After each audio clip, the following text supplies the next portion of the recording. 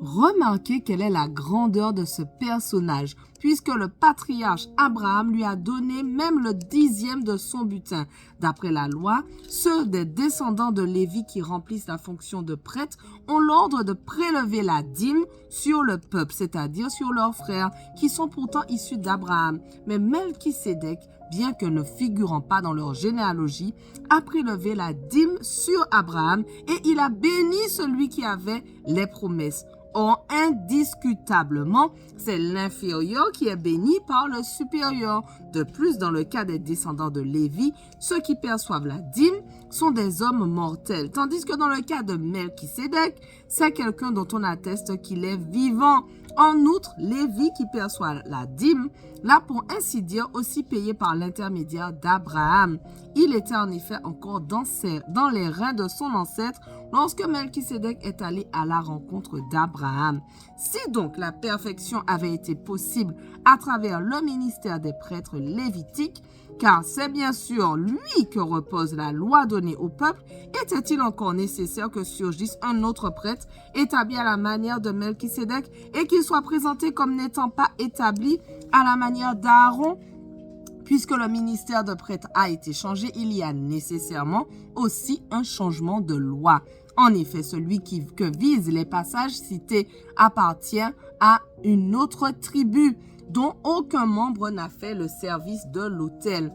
De fait, il est parfaitement clair que notre Seigneur est issu de Juda, tribu dont Moïse n'a absolument pas parlé concernant la fonction de prêtre. C'est plus évident encore quand cet autre prêtre qui surgit est semblable à Melchisédek, établi non d'après un principe de filiation prescrit par la loi, mais d'après la puissance d'une vie impérissable.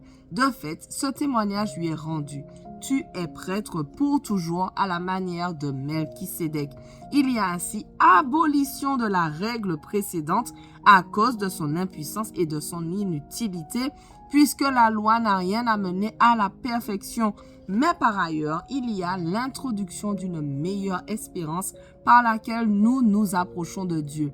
Cela ne s'est pas fait sans prestation de serment. En effet, si les Lévites sont devenus prêtres sans qu'un serment soit prêté, Jésus l'est devenu à travers le serment prêté par Dieu qui lui a dit « Le Seigneur l'a juré et il ne se rétractera pas. Tu es prêtre pour toujours à la manière de Melchisédek. » C'est pour cela que Jésus est le garant d'une bien meilleure alliance. De plus, il y a eu des prêtres lévitiques en assez grand nombre parce que la mort les empêchait de rester en fonction. Mais lui, parce qu'il demeure éternellement, possède la fonction de prêtre qui ne se transmet pas. Par conséquent, il peut aussi sauver parfaitement ceux qui s'approchent de Dieu à travers lui, puisqu'il est toujours vivant pour intercéder en leur faveur.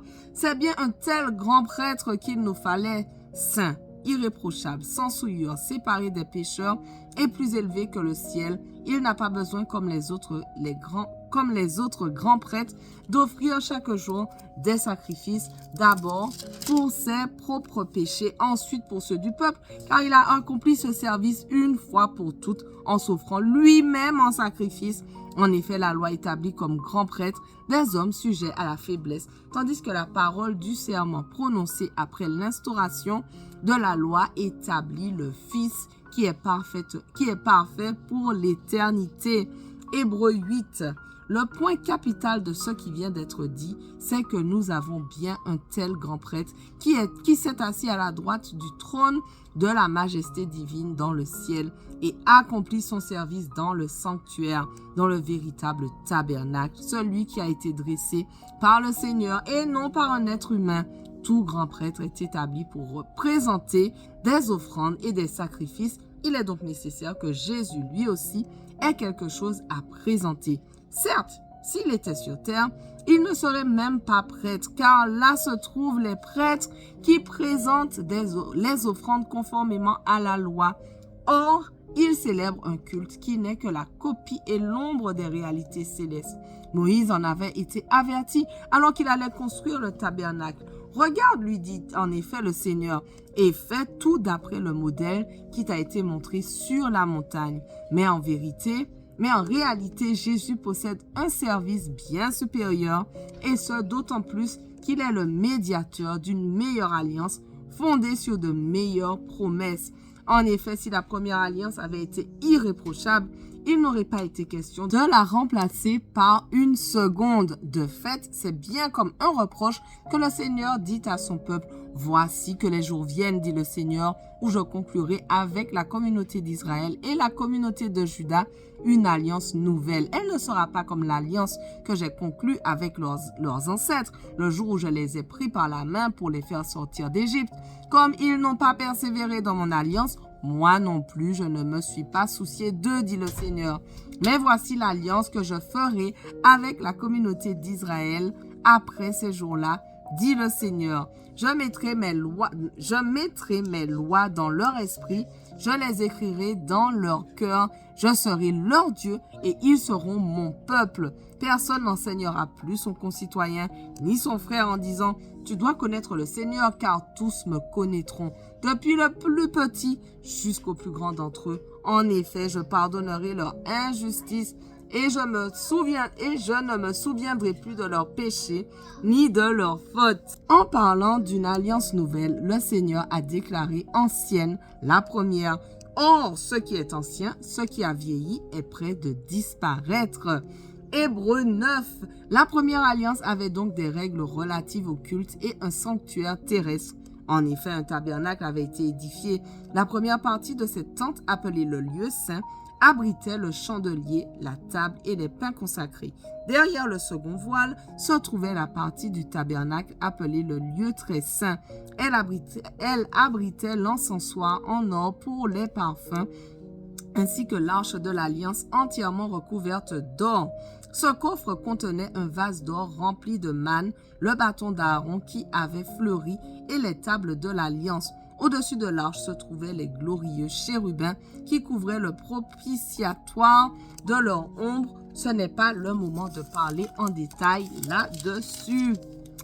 L'ensemble étant ainsi disposé, les prêtres qui font le service entrent en tout temps dans la première partie du tabernacle. Mais dans la seconde, seul le grand prêtre entre, et ce, une fois par an, non sans y apporter du sang qu'il offre pour lui-même et pour les péchés du peuple. Le Saint-Esprit montrait par là que le chemin du lieu saint n'était pas révélé tant que le premier tabernacle était dressé. C'est une illustration pour le temps présent.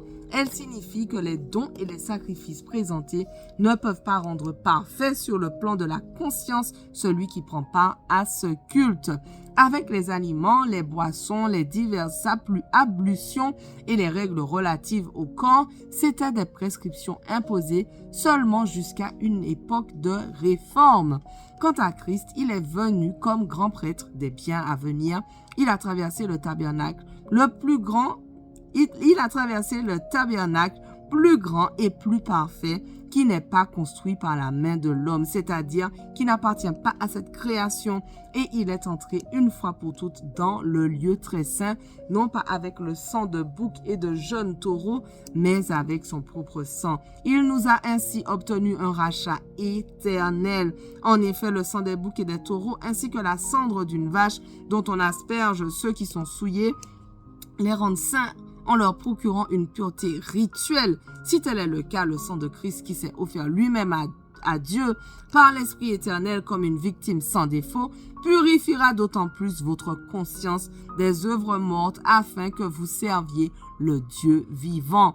Voici pourquoi il est le médiateur d'une alliance nouvelle. Sa mort est intervenue pour le rachat des transgressions commises sous la première alliance afin que ceux qui ont été appelés reçoivent l'héritage éternel promis. En effet, là où il y a un testament, il est nécessaire que la mort du testateur soit constatée. Un testament n'entre en vigueur qu'en cas de décès, puisqu'il n'a aucun effet tant que le testataire vit. C'est pourquoi même la première alliance a été inaugurée avec du sang, après avoir prononcé devant le peuple tout entier tous les commandements conformément à la loi de Moïse. Moïse a pris le sang des jeunes taureaux et des boucs, ainsi que de l'eau et de la laine écarlate et de l'hysope, et il a aspergé le livre lui-même et tout le peuple en disant: voici le sang de l'alliance que Dieu a prescrit pour vous. Il a aussi aspergé avec le sang le tabernacle et tous les ustensiles du culte Or, d'après la loi, presque tout est purifié avec du sang. Et s'il n'y a pas de sang versé, il n'y a pas de pardon. Merci Seigneur, parce que vraiment c'est toi qui nous pardonnes. Merci parce que c'est à travers ton sacrifice que nous sommes sauvés. Pas à travers autre chose, mais uniquement par ton sang versé. Et je veux te dire merci pour cela. Aide-nous à mettre en pratique tout ce que tu nous apprends, tout ce que tu nous rappelles à travers ta parole. Et je prie pour tous ceux qui sont avec moi, afin qu'on puisse arriver ensemble jusqu'au bout, au nom de Jésus. Amen. Voilà, notre passage du jour touche déjà à sa fin, mais on continue dès demain. On ne lâche rien. Allez, sois bénis.